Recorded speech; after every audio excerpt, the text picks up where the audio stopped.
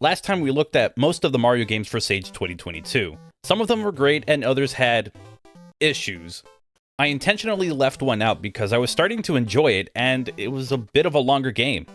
I wanted to see more of it before I said anything. At 12 hours of gameplay, I think I've seen all that I need to. So, we will be looking at Mushroom Kingdom Fusion, a Mario fan game that is similar to something like Super Mario Crossover, but with a lot more going on. Before we get into it, here's a sponsor. This video is brought to you by Skillshare. Skillshare is an online learning community with thousands of inspiring classes for anyone who loves learning and wants to explore their creativity and learn new skills. With thousands of classes available, there's a little something for everyone as there may be multiple courses on similar topics. As a creator, it's easy to lack the motivation or lack focus to make videos or even plan them. That's why I started Katrina Gobervan's class, so that I may figure out ways to get myself out of creative ruts and keep the videos coming. For me, it was a bit of an eye-opener and I'll definitely be applying what I've learned with this course. The other benefits of Skillshare would be the ad-free viewing, so you could start a class and not have to worry about being forced to stop for a moment. Not only that, but being able to stop and continue at another time really helps if you need to suddenly tend to other things. If you're interested in discovering a new skill or refining a current skill, you can become a member with the link provided below this video. In fact, the first 1,000 people to use the link will receive a 1-month free trial of Skillshare. Give it a shot, and a huge thanks to Skillshare for sponsoring today's video. So this is a bit of a large fan game. It spans 10 worlds, with one of them being a secret one, and they take on the themes from the titles our protagonists come from. We have Mario, Luigi, Wario, Sonic, Tails, Mega Man, Proto Man, Roll, Vile, Zero, Simon Belmont, Link, and there's probably one that I missed. But that gives you an idea of how large this roster is. Each character plays differently, and some of them are good in specific scenarios, like Mega Man characters in areas that are a bit more crowded with enemies. Some are there for the novelty of a difficult challenge, like Arthur and Roll, who can't take that much damage. I did play as Sonic for a bit, never again. His acceleration and maneuvering in midair is just terrible. I like the fact that he has his abilities, but still, if he doesn't feel good to play as, I'm going to ignore him. As for the rest, they control well enough to make most levels possible.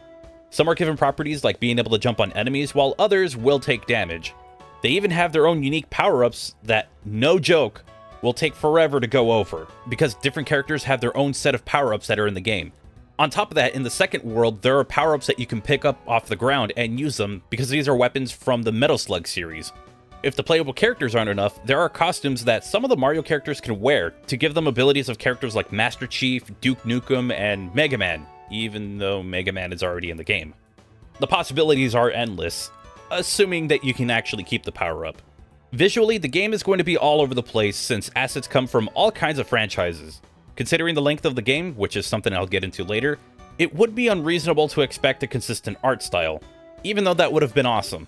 You'll notice it more with the enemies since they clash against the foreground and background, and as for the level assets, I didn't have an issue with them, with the exception of one of the levels in World 2. There was a part where identifying what's a platform and what's part of the background was a little tough at first, so it resulted in me taking damage. Aside from that, holy shit, the franchise representation was amazing. Real talk, some of the areas that put a smile on my face have to be the Super Mario Land and the entirety of the Mega Man world. If you've heard me repeat multiple times, I've been interested in classic Mega Man, and seeing this entire world with these awesome remixes made me extremely happy. A lot of these remixes are fantastic. Sure, some of the music will come from official titles, but I still think it's a great selection. No complaints here. Playing the game is interesting. The majority of the game is going to be these standard Mario-like levels that go from point A to B. Then there are these small arena-type areas where you need to defeat all of the enemies to get whatever's at the end. It's always good for a spare 1-up. Once in a while, you're going to get auto-scrolling levels, and I'm kind of mixed on these. For the most part, they're fine, but there was this one in World 2 that took way too long to go through because it was just infuriating with how many projectiles were coming towards me. Thankfully, checkpoints are plentiful, and you're allowed to come back with a full stock of power-ups from a nearby shop, so it's not the most difficult to put up with. Some levels end in a boss fight, and depending on the pattern of the boss, it can range from simple and easy to a real nail-biter. I'm actually okay with the difficulty of the bosses, even the ones that annoyed me. It seemed like a good challenge that any player can overcome with some time and patience. As for the level order, you can approach them at any point as long as you have them unlocked. If you have access to other worlds, you can stop in the one that you're currently in, jump into that other one, and then come back whenever you feel like it. Now, this seems like this would be my favorite fan game ever because it crams so many franchises into it, even the Mana series. It checks all of the boxes, and it's an amazing time. But now we get into the huge drawback of it. This game is way too big. At the start of the video, I mentioned that there was about 12 hours of gameplay that I recorded, and there was, but that reason is because every world has almost 30 levels in it each, at least the worlds that I played, and I played worlds 1, 2, 3, and a little bit of 6. So the game goes from pure enjoyment to exhaustion as I go through level after level after level, waiting for that point where I realize, okay, the game's gonna wrap it up and let me go to the next one, and then it keeps going. The page for this fan game says there's over 200 levels, and I think that's just complete overkill. It sounds like a really good problem to have, but when you see it in execution, it's tiring. When you go through the game, you can see maybe there are spots where you can kind of trim the fat and bring that level count down a bit, because some of the levels are not that well implemented. But for the ones that are, you could probably cut this in half or into thirds, and you would have multiple fan games that have pretty decent level design. It would make it a shorter, more enjoyable experience, in my opinion.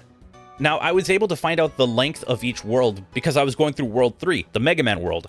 I was having a great time with it, and then I realized how long this was taking to finish. And you'd think, oh, you probably went through World 1 and 2 first before you got to this. No, World 2 is accessible pretty early on, and on top of that, I went back to World 1 only to find out that there were 20 other levels that I missed. I was nowhere near done with this game. And that's when I threw in the towel. It was just too much of a good thing. I wanted to say more about the other worlds in the game, and I really wanted to say that this was a good couple of hours of platforming, but when beating an entire world feels like a marathon in of itself, it's a little harder to recommend. I'll probably play more of this on my free time, but it was not fun enough to go through it for the sake of this video. In fact, this was supposed to be part of the Mario Fan Games video that I uploaded for Sage 2022, but the length of it got really out of hands. And that was Mushroom Kingdom Fusion, the Mario fan game equivalent of that Wreck-It Ralph 2 pancake scene. If you know, then you know. I'd still recommend trying it out, but if you're planning on playing it, it's going to take you a very long time to go through all 200 plus levels. I believe platformers have a certain period of time where it's fun to play through, you're having a great time and enjoying it. If you go less than that, then you're really clamoring for more of it, but if you go beyond that, it just feels like a chore to go through. And that's where I was with this game. If you enjoyed this brief look at Mushroom Kingdom Fusion, and yes, this is a brief look, I recommend checking out the video I did on the rest of the fan games for Sage 2022. Some of them are pretty cool, so this is just another game to consider. The Mega Man video will be coming out sometime soon, just be on the lookout for that, but considering how many games I'm going to be looking at, I wouldn't expect it within a week. Maybe 2. Before we wrap up, I want to thank all of the channel members and patrons. The Chaos tier members have their names going across the bottom of the screen, and the Super tier members get a shout out.